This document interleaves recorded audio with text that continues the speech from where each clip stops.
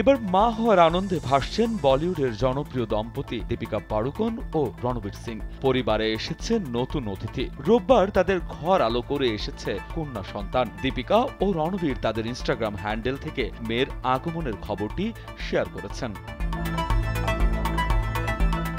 একদিন আগেই ৭ সেপ্টেম্বর দীপিকাকে মুম্বাইয়ের রিলায়েন্স ফাউন্ডেশন হাসপাতালে ভর্তি করেন অভিনেত্রীর মা উজ্জ্বলা পাড়ুকোন। দম্পতির বিয়ের ৬ বছর পর প্রথমবারের মতো বাবা মা হওয়ার আনন্দ উদযাপন করছেন। ২০১৮ সালে ইতালির লেক কোমোতে তাদের রাজকীয় বিয়ের অনুষ্ঠানের পর এটাই তাদের জীবনের সবচেয়ে বড় মুহূর্ত।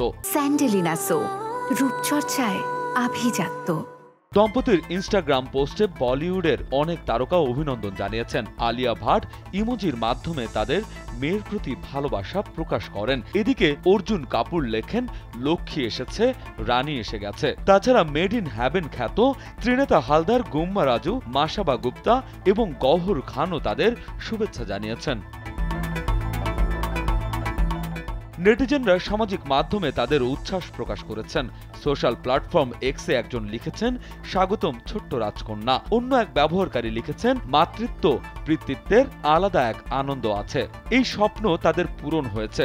সৃষ্টিকর্তা তাদের পরিবারকে আরো অনেক আনন্দ দান করুন। তৃতীয় একজন মন্তব্য করেছেন, বলিউডে যেভাবে তিনি খ্যাতি অর্জন করেছেন তা খুব কম মানুষই পায়। তাদের জন্য অনেক শুভেচ্ছা। আরো একজন লিখেছেন, প্রকাশ পাড়ুকোনও খুশি হবেন নতুন কন্যা সন্তানকে পেয়ে। অবশেষে তিনিও তো দাদু হয়ে গেলেন।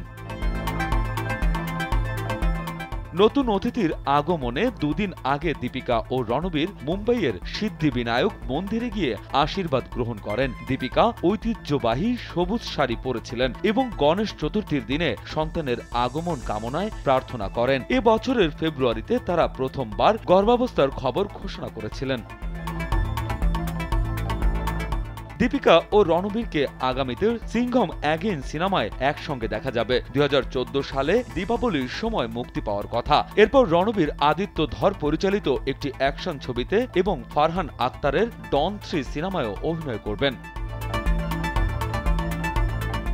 রাজু আহমেদ, কালবেলা।